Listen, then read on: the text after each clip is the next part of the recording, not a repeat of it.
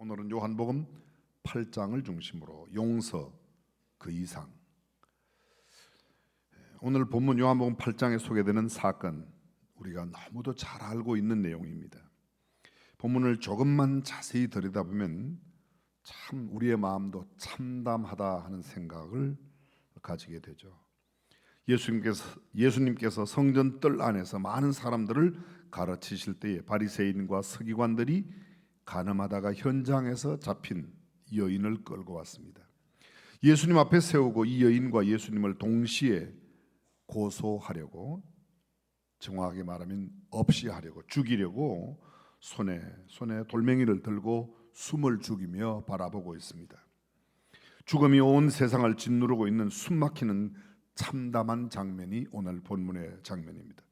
어떻게 해서든지 예수님을 궁지에 몰아 죽일 기회를 찾던 그들이 예수님께 이렇게 질문합니다. 모세는 율법에 이러한 여자를 간암하다가 잡힌 여자는 돌로 치라 명하였거니와 선생은 어떻게 말하겠나이까? 이 물음의 의도가 무엇인지 우리는 잘 알고 있습니다. 왜 이렇게 질문하고 있는지 우리는 이미 알고 있습니다. 모세의 율법에 의하면 이런 여자를 현장에서 잡을 때에 돌로 쳐 죽이게 되어 있지만 로마법에는 그러한 법이 없기 때문에 만약 돌로 치라 하면 로마법에 걸리고 치지 말라 하면 율법을 어기는 유태인으로서의 끔찍한 범죄가 되기 때문입니다. 또한 사람을 가르치는 하나님의 아들의 신분에도 어긋나는 일입니다. 예수님은 늘 사랑을 말씀하셨습니다. 용서를 말씀하셨는데 그 여인을 돌로 치라 한다면 예수님의 일상적인 가르침에도 이율배반적인 일이 되기 때문입니다. 레위기 20장 10절 말씀, 간음하는 자는 돌로 쳐서 죽이라, 율법을 어기는 이 현행범이 되죠. 예수님께서 돌로 치지 말라 그러면 현행범이 돌로 쳐 죽여야 되는 것이 율법인데 말이죠. 로마법에는 반드시 재판을 하고 증인도 있어야 되고 변호사도 있어야 되고, 예수님의 재판이 불법인 이유는 야간에 행하여졌습니다. 변호사도 없었습니다. 불법이었습니다. 이 여인도 마찬가지죠. 반드시 형을 주려면 로마의 법, 그 법을 지킨다고 해도 그렇게 해야 되는데 이것도 아닙니다. 이렇게 해도 걸리고 저렇게 말해도 빠져나갈 수 없는 진퇴양난의 그런 관계가 되어 있습니다. 만약 예수님으로부터 일반 사람들의 시선과 관심이 멀어지면 예수님을 처리해도, 표현이 좀 죄송합니다, 처리해도 그렇게 큰 문제가 되지 않을 거라고 서기관들과 바리새인들이 생각했습니다.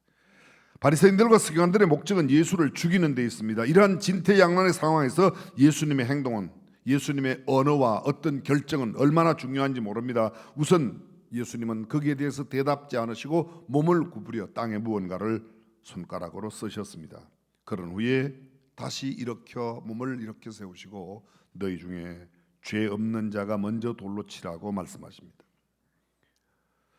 예수님께서 땅에 무엇을 쓰셨는지는 알 수 없습니다.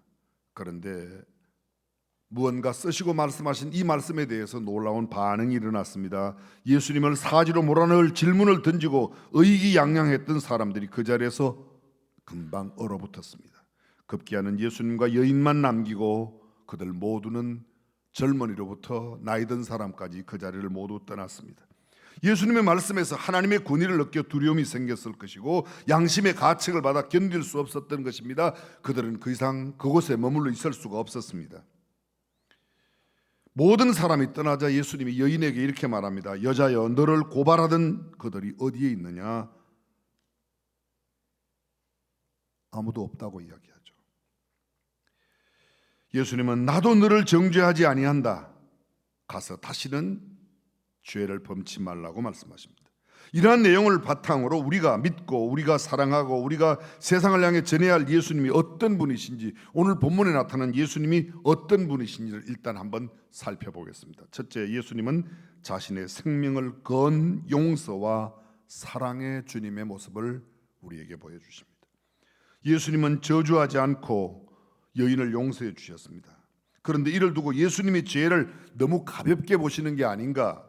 결코 그렇지 않습니다. 예수님은 죄를 털끝만큼도 용납지 못하시는 분이십니다. 하나님이신 예수님은 반드시 행한 대로 심판하는 분이라고 성경은 말합니다. 나 여호와는 심장을 살피며 폐부를 시험하고 각각 그의 행위와 그의 행실대로 보응한다고 예레미야는 우리에게 증언하고 있습니다. 그렇다면 이렇게 불의에 대해, 죄에 대해 심판하시는 공의의 하나님이신 예수님께서 어찌 가나마다 현장에서 잡혀온 이 여인을 조금도 주저함 없이 그대로 용서해 주시는가? 이 말씀은 곧 있을 십자가 대속의 죽음을 예언하는 이야기이기도 합니다. 꽤 어려운 말인데요, 다시 말하면 예수님께서 십자가에 죽으심으로 모든 죄, 인류의 모든 죄를 다 용서하실 수 있음을 이미 이 여인의 용서를 통해서 보여주고 계신다는 말입니다. 다시 말해, 여인아, 내가 범한 죄는 절대 용서받을 수 없는 악이란다. 하나님께서도 너 같은 사람은 반드시 돌로 쳐 죽이라고 했다. 그러나 내가 얼마 후에 너를 위해 대신 돌로 맞고 너의 죄를 대신하여 십자가를 지고 죽을 것이다. 그러니 내 딸아, 이제는 안심하라. 내가 너를 사랑하니 이제 안심하라고. 그렇습니다. 물론 이 여인은 그 순간에는 예수님의 말씀에 담긴 의미를 다 이해하지 못할 수도 있을 겁니다. 그러나 세월이 흘러 어떤 날 주님의 사랑이 자기에게 와닿을 때, 우리가 성경적으로 구체적으로 말하면 오순절 성령이 강림하여 그들 모두가 다 성령 충만하게 되었을 때 아마 이 여인은 그 예수님의 용서를 생각하며 대성통곡하고 주님의 사랑에 감복했을 겁니다. 그렇습니다. 십자가는 모든 죄를 다 용서하십니다. 우리가 이미 여러 번 듣고 알고 있는 대로 하나님의 공의는 단 털끝만한 죄도 용서할 수가 없습니다. 하나님의 사랑은 그 어떤 큰 죄도 다 용서하십니다. 앞에 것도 아멘 해야지 돼요. 하나님의 공의는 단 털끝만한 죄 하나도 용서하실 수 없어요. 아멘. 하나님의 사랑은 어떤 큰 죄도, 어떤 흉악한 죄도, 어떤 많은 죄도 다 용서하실 수 있는 줄로 믿습니다. 하나님의 공의가 나타나면 하나님의 사랑은 죽어버립니다. 하나님의 사랑을 실천하려면 하나님의 공의가 이루어질 수 없습니다. 근데 하나님은 이 공의와 사랑을 동시에 이루십니다. 공의와 사랑을 동시에 만족한다는 말의 단어가 뭐라고 그랬죠? 훌륭하세요. 잊어주셔서. 그게 화목이라는 단어입니다. 예수님은 화목제물, 화목제라는 말은 공의와 사랑을 동시에 만족해요. 동시에 만족이 안 되죠. 절대로 만족할 수가 없습니다. 그런데 동시에 만족시킵니다. 예수 그리스도를 이 땅에 보내심으로 예수님이 모든 인류의 죄를 다 지시고 죄값을 치르십니다. 하나님의 공의가 나타났습니다. 그리고 그리스도 안에 있는 예수 그리스도를 믿는 모든 사람은 누구라도 다 용서받습니다. 하나님의 사랑이 나타났습니다. 예수 그리스도의 십자가가 공의와 사랑을 만족시키는 하나님의 방법이고 하나님의 수단이었습니다. 골고다 언덕에서 십자가에 못 박혀 피를 흘리고 있을 때에, 그리고 얼마 후 오순절 성령이 임한 후에 예수님께서 자신의 죄를 용서하기 위해 십자가를 대신 지심으로 생명을 내던진 것이라는 사실을 알았을 때 이 여인은 얼마나 감동하며 또 감복했을까. 여인의 죄를 위해 십자가에서 생명을 주신 예수님께서 지금도 우리에게 모든 죄와 허물을 다 자신의 피로 용서해 주실 줄로 믿으시면 아멘. 용서 못 받을 죄는 하나도 없습니다. 사람은 그건 절대로 용서할 수 없다, 그것은 용서할 수 없다, 너는 안 돼, 그것만은 안 돼. 사람은 그럴지 몰라도 하나님은 그 어떤 죄도 다 용서하시는 분이십니다. 오늘 본문이 보여주고 있는 예수님, 용서하고 사랑하시는 분이십니다. 나를 위해 기꺼이 생명을 주신 예수님의 손을 붙잡고 그를 그리스도로 믿으며 살아가는 우리야말로 이 세상에서 가장 안전한 사람이요, 가장 행복한 사람이요, 가장 구원받은 하나님의 자녀로서의 특권을 누리는 사람이라고 할 수 있습니다. 과거를 용서하고 삶의 진정한 의미와 행복을 누리며 영원한 생명을 얻을 수 있는 유일한 방법은 예수 그리스도를 믿는 방법 이외에 없는 줄로 믿습니다. 그렇습니다. 예수님은 용서와 사랑의 주님이십니다. 두 번째로 본문이 보여주는 예수님, 한없이 우리를 믿으시며 내 편이 되어주시는 분이십니다. 누가 내 편이느냐에 따라서 내 마음 태도가, 내 삶의 태도가 완전히 달라집니다. 누구가 나와 함께 하느냐에 따라서 내 삶의 만족도와 모든 삶의 내용이 달라집니다. 그런데 오늘 온 우주 만물을 친히 만드시고 우리를 구원하신 주님이 우리와 끝까지 함께 하시는 줄로 믿습니다. 예수께서는 여인을 보내시며 다시는 죄를 범하지 말라고 당부를 하십니다. 우리는 이것이 얼마나 어려운 일인가를 너무도 잘 알고 있습니다. 우리가 그동안 얼마나 많은 잘못과 회개를 반복해 왔습니까? 죄짓고 반복하고 죄짓고 회개하고 반복했습니다. 이처럼 우리가 죄지음과 용서를 구하는 것을 반복하는 이유가 무엇일까요? 그 이유는 우리의 육체가 죄의 유혹을 벗어날 수 없는 한계 속에 살고 있다. 육신의 연약한 한계 속에 살고 있기 때문입니다. 죄를 이길 만큼 강한 사람이 그렇게 많지 않습니다. 아니, 없습니다. 이 세상에 죄 짓지 않고 살아갈 수 있는 사람은 아무도 없습니다. 모든 사람이 죄를 범하였고 죄를 짓고 있습니다. 그럼에도 불구하고 주님은 우리를 여전히 사랑하시며 우리와 함께 하신다고 성경은 이야기합니다. 예수께서는 여인을 용서하시고 다시는 죄를 범하지 말라고 당부하시며 그녀를 믿고 돌려보내십니다. 이와 같이 예수님은 우리의 연약함을 알면서도 또다시 죄를 지으며 죄의 현장으로 돌아갈 수밖에 없다는 것을 알고 계심에도 불구하고 믿어주시고 우리를 보내주십니다. 그렇습니다. 우리를 용서해 주시는 분, 우리를 사랑하시는 분, 우리를 끝까지 함께 해주시는 분이 예수님이라고 성경은 말합니다. 정리해 볼까요? 너희 중에 죄 없는 자가 먼저 돌로 치라. 예수님을 시험하여 올무에 넣으려는 그들에게 돌로 치라 혹은 치지 말라고 하시지 않고 너희 중에 죄 없는 자가 먼저 돌로 치라. 죄 없는 자가. 예수님은 인간의 중심을 다 꿰뚫어 보시고 모르시는 것이 없습니다. 우리는 간혹 그렇게 생각합니다. 사람 눈 속이면 하나님도 속일 수 있다고 생각해요. 부모는 속일 수 있습니다. 친구는 속일 수 있습니다. 자녀들은 속일 수 있습니다. 아내나 남편은 속일 수 있지만 우리 주님은 절대 속일 수 없는 분이시라고 믿으시면 아멘. 달라지는 거죠. 네가 그렇게 하면 내 마음이 얼마나 상하는지 아냐. 내가 너를 어떻게 키웠는데. 그게 상당히 먹힐 것 같지만 절대 먹히지 않습니다. 혹시 나를 속일 수 있을지는 몰라도 하나님은 항상 너를 보고 계셔. 그게 그를 안전하게 만들어요. 예수님은 인간의 중심을 다 꿰뚫어 보시고 모르시는 것이 없으신 분이십니다. 그러므로 돌을 들고 치려고 하는 그 무리들도 겉으로는 의로운 체하고 남을 정죄하려고 하지만 다 그 여자와 같은 죄를 지었거나 적어도 그런 동일한 죄는 아닐지라도 주님 앞에 의롭다고 할 수 없는 죄인임은 틀림없습니다. 그러기에 그들 모두가 죄 없는 자가 돌로 치라. 한 사람도 돌로 치지 못하고 그들 모두는 다 나이 든 사람도 젊은 사람도 떠나갔습니다. 아마도 예수님께서 몸을 굽혀 무엇라고 쓰셨는지 우리는 알 수 없지만 틀림없이 그들의 죄를 기록하지 않았을까? 아니면 적어도 낯을 들 수 없을 만큼 부끄러운 그들의 모습을 그대로 정리하지 않았을까? 죄를 지은 자는 땅에 기록되리니 성경에 그런 말씀이 있습니다. 어쩌면 그들의 제목이 기록되었는지도 모르겠습니다. 만약 그렇지 않다면 그렇게 의기양양했던 금방이라도 돌로 쳐 죽이려고 했던 그들 모두가 그렇게 떠나갈 수는 없었을 겁니다. 생각해 보십시오. 예수님은 이렇게 말씀하셨습니다. 마음으로 미워하기만 해도 이미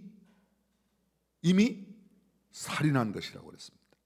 여인을 보고 음욕을 품어도 이미 간음했다고 그랬습니다. 이 말씀 앞에 자유로울 수 있는 사람이 있나요? 이 말씀 앞에 나는 그 말씀 앞에 자유로워, 나는 그 말씀에도 떳떳해, 그런 사람이 있나요? 그래서 우리 모두는 죄인입니다. 성경은 말합니다. 모든 사람이 죄를 범하였음에 하나님의 영광에 이르지 못한다. 의인은 없나니 하나도 없다고 이야기하고 있습니다. 그렇습니다. 예수님께서 이렇게 모든 사람의 죄를 꿰뚫어 보십니다. 예수님은 8장 11절에서 이렇게 말합니다. 나도 너를 정죄하지 아니하노니. 그렇습니다. 죄 없는 나도, 무죄한 나도 너를 정죄하지 않는다. 우리를 정죄할 수 있는 분이 있다면 그분은 우리 주님이십니다. 그런데 주님은 이렇게 말씀하세요. 나도 너를 정죄하지 않아. 나는 죄 없어 너를 정죄할 수 있지만 나도 정죄하지 않는데 누가 너를 정죄하겠냐, 그런 말씀이죠. 돌로 치려던 무리들이 돌을 버리고 하나씩 하나씩 다 가버리고 측은한 모습으로 땅에 엎드려 있는 여인에게 예수님이 여자여 너를 고소하던 그들이 어디 있느냐, 너를 정죄한 자가 없느냐 부드럽게 말씀하십니다. 그 여자는 간신히 주여 없나이다. 그렇게 하지 않았을 것 같아요. 주님 없습니다. 아무도 없네요. 어쩌면 이 순간의 감격이 그 여인의 미래의 삶을 새롭게 바꾸어 놓지 않았을까 생각합니다. 예수님은 그 여자의 죄를 용서해 주시고 육신의 생명 구원뿐만 아니라 지옥 갈 그의 영혼까지 구원해 주신 줄로 믿습니다. 예수님은 세상을 정죄하려고 오신 것이 아니라 죄인을 회개시켜 구원하러 오셨습니다. 우리가 잘 암송하고 있는 요한복음 3장 16절 17절, 하나님이 세상을 이처럼 사랑하사 독생자를 주셨으니 이는 저를 믿는 자마다 멸망치 않고 영생을 얻게 하려 하심이니라. 하나님이 그 아들을 세상에 보내신 것은 세상을 심판하려 하심이 아니요 저로 말미암아 세상이 구원을 받게 하려 하심이라. 아멘. 그렇습니다. 예수님이 이 땅에 오신 것은 우리를 정죄하기 위하여 오신 게 아닙니다. 간혹 우리 주변에 의로운 사람, 깨끗한 사람들이 그렇지 못한 사람을 향하여 손가락질하고 비난합니다. 그런데 주님은 무죄하신 분이지만 우리를 정죄치 아니하셨다고 말합니다. 예수님은 사람을 심판하고 정죄하기 위해 오신 것이 아니라 사랑하고 용서하러 오셨습니다. 어떤 흉악한 죄인들도 회개할 때 하나님은 다 용서해 주시고 구원해 주십니다. 성경은 사랑과 용서의 책입니다. 기독교는 사랑과 용서의 복음입니다. 우리는 이 복음 안에서, 말씀 안에서 승리하는 삶을 살아가시기를 주님의 이름으로 축원합니다. 예수님이 여인에게 또 이렇게 말합니다. 가서 다시는 죄를 범하지 말라고 말합니다. 예수께서 마지막으로 이 여자에게 하신 말씀, 가서 다시는 죄를 범치 말라고 한 이 말 우리가 꼭 기억해야 합니다. 동일한 죄를 계속해서 반복하는 것은 죄에 대한 진정한 회개가 없다는 거예요.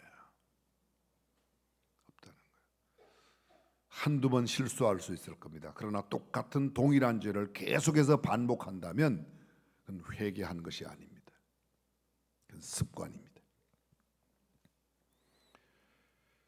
예수님께서 하신 말씀 가운데 개가 자기가 토했던 것을 다시 먹는 것처럼, 돼지가 씻었다가 더러운 구덩이에 다시 가서 눕는 것처럼 죄를 반복해서 범하는 자가 되어서는 결코 되지 않는다. 사랑하는 성도 여러분, 예수 그리스도의 보혈로 정결하게 된 저와 여러분들이 일상의 삶 가운데 할 수만 있다면 거룩하게 순결하게 무죄한 삶을 살아야 될 줄로 믿습니다. 근데 인간의 요소로는 잘 되질 않습니다. 우리가 회개를 한다고 할 때 정말 성경적인 진정한 회개를 했다면 그렇게 하지 말아야 되는데 우리는 또 반복해서 하죠. 회개에 세 가지 중요한 요소가 있습니다. 첫 번째가 지적으로 깨닫는 겁니다. 무엇이 잘못됐는가를 깨닫는 겁니다. 두 번째, 정적으로 죄에 대하여 통곡하고 아주 부끄럽게 생각하는 그런 감성적인, 세 번째로 의지적으로 다시는 그런 죄를 짓지 않겠다고 하는 그런 의지, 각오와 결심이 있어야 되는 겁니다. 그런데 대체로 사람들은 잘 깨닫습니다. 잘못된 걸 압니다. 여러분, 심지어는 가룟 유다도 예수님을 판 것이 잘못됐다고 깨달았어요? 못 깨달았어요? 깨달았어요. 그런데 회개는 하지 않았어요. 의지적인 행동이 없다는 겁니다. 예수님께서 이 가늠하다 잡혀온 여자를 용서해 주셨지만 그 죄를 좋게 보신 것이 결코 아닙니다. 죄는 가중한 것입니다. 그래서 다시는 가서 죄를 범치 말라고 엄히 말씀하십니다. 사랑하는 성도 여러분, 예수님의 말씀처럼 어떻게 해야 우리를 향한 예수님의 믿음에 부합하는 삶을 살 수 있을까요? 죄 짓지 않고 살 수 있을까요? 성경은 우리에게 이렇게 말합니다. 죄가 너희를 주장하지 못하리니 이는 너희가 법 아래 있지 아니하고 은혜 아래 있음이라. 그런즉 어찌하리요? 우리가 법 아래 있지 아니하고 은혜 아래 있으니 죄를 지으려 그럴 수 없느니라. 그렇습니다. 바울이 로마교회에 보내는 편지 가운데서 그럴 수 없다고 말합니다. 성경은 우리가 예수님의 십자가의 은혜를 붙들면 다시는 죄 짓는 곳으로 돌아가지 못한다고 말합니다. 또 돌아가는 것은 우리가 은혜 안에 있지 아니하고 우리의 의지와 우리의 생각, 인간의 마음과 결심으로만 죄를 짓지 않겠다고. 우리의 각오와 결심으로 결코 범죄하지 않고 살 수가 없습니다. 인간은 연약한 까닭에 아무리 나는 의지가 강합니다. 나는 정말로 강한 생각과 깊은 뜻을 갖고 있습니다. 그런데 우리의 힘으로 되지 않는다는 겁니다. 하나님의 아들이신 예수께서 십자가에서 처절하게 죽으셨다는 그 엄청난 사실을 마음에 인정하고 온전히 받아들이는 사람, 죄 짓는 생활로 쉽게 돌아가지 못할 겁니다. 주님이 그렇게 하셨다는 걸 생각하면 그렇습니다. 믿어주시는 예수님의 믿음에 보답하는 삶을 살아가는 저와 여러분이 되시기를 주님의 이름으로 축원합니다. 그리하면 세상의 죄와 싸워 이길 것이고 방황하고 실족하는 삶을 살지 않게 될 것이고 한없이 나를 믿어주시는 하나님의 마음을 흡족하게 하기 위하여 거룩한 백성이 되어 하나님을 기쁘시게 하며 사람들에게 칭송받는 아름다운 삶을 살아가는 성도가 될 줄로 믿습니다. 무서워하는 사람하고 사랑하는 사람하고 어떤 사람이 힘이 셀까요? 좀 쉽게 말씀드려 볼게요. 죄를 지으면 야단을 맞고 죄의 대가를 치르게 되니까 죄를 짓지 말아야지 하는 사람하고 나는 그분을 사랑하기 때문에 그렇게 할 수 없어 라는 사람하고 어떤 사람이 더 거룩하게 더 순진하게 순결하게 살 수 있냐고 여쭤봤습니다. 어떤 사람? 사랑하는 사람. 어떤 소녀가 밖에 친구들과 놀다가 밤 10시 땡땡 소리가 나니까 집에 가야 된다고 합니다. 친구들이 야 오랜만에 만났는데 더 놀다 가라. 그랬더니 아니야 난 집에 들어가. 그랬더니 또 친구가 묻습니다. 너네 아빠가 그렇게 무섭니? 가서 한 대 맞아. 네, 소녀가 이렇게 말합니다. 아니야 난 우리 아빠를 너무 사랑해. 난 아빠랑 약속했어. 10시까지는 들어가기로 10시에는 들어가기로 약속했어. 그래서 그 약속을 지키는 겁니다. 아빠한테 얻어 터질까 봐 지키는 게 아니고 죄를 지으면 야단 맞을까 봐 죄를 안 짓는 게 아니고 하나님을 사랑하는 까닭에 죄 지을 수 없는 삶을 사는 것, 그것이 진정한 승리의 삶, 순결한 삶, 의로운 삶, 깨끗한 삶인 줄로 믿습니다. 그렇습니다. 예수님의 사랑, 십자가의 은혜를 붙잡고 나를 한없이 믿어주시는 예수님의 믿음에 보답하는 삶을 살고자 하는 사람은 죄로부터 멀리 할 수 있습니다. 그러나 죄가 무섭고 두려워서 거기에 쫓기는 사람, 우리나라 이단 가운데 그런 이단이 있습니다. 어떤 이단인가 하면 왜 예수 믿냐? 귀신 안 되려고. 예수 안 믿고 죽으면 귀신이 된다는 논리를 펴니다. 근데 우리는 예수 안 믿으면 귀신 될까 봐 예수 믿는 게 아니고 예수 믿으면 구원 얻어 하나님의 자녀가 되기 때문에 믿는 줄로 믿습니다. 자녀 차원이 다른 겁니다. 사랑하는 성도 여러분, 한국대학성성교회 총재이셨던 김중건 목사님 백문일답으로 유명합니다. 그분은 세상에 사람들에게 수백 가지, 100가지 문제가 있다. 그러나 대답은 하나다. 그 대답은 예수 그리스도. 그렇습니다. 우리가 어떤 죄를 지었더라도 용서받지 못한다고 하는 어떤 세상 사람들에게는 절대 안 된다고 하는 그런 문제가 안고 있다 하더라도 예수 그리스도는 그 문제의 해답이 되시는 줄로 믿습니다. 국가와 사회, 정치와 통일, 인생의 행복, 세계 평화, 수많은 질문에 한 가지의 대답은 사람이 평화를 만들어내지 못합니다. 우리 주님이 주시는 평안이 우리 안에 있을 때 참된 평안을 누릴 수 있는 줄로 믿습니다.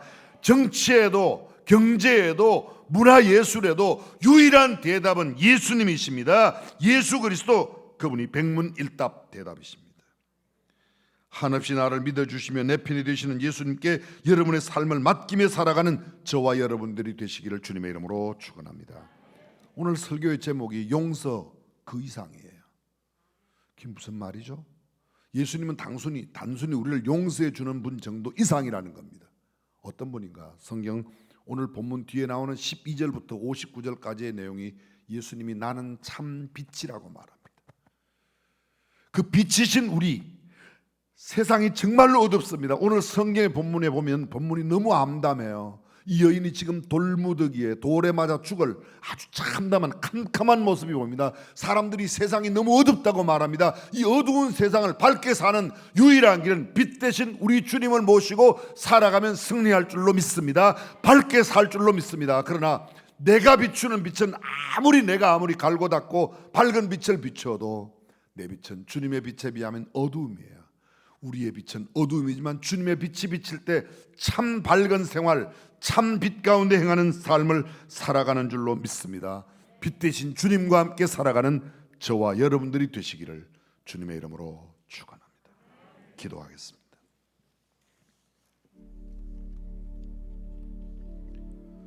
참빛 곧 세상에 와서 비추는 빛이 있었나니 그분이 곧 예수 그리스도라고 말합니다. 예수님은 빛이요 생명이요 사랑이십니다. 전능하실 우리 하나님, 어둡고 캄캄한 세상, 우리의 빛으로는 밝게 비출 수 없지만 빛 대신 주님이 비출 때 우리는 어떤 흑암도 이길 수 있는 줄로 믿습니다. 메마르고 삭막한 세상, 사람들이 만드는 사랑으로는 이겨낼 수 없지만 참 사랑이신 주님과 더불어 사랑으로 살아가는 모든 성도들이 되게 하옵소서. 우리 주님 예수님의 이름으로 기도합니다. 아멘.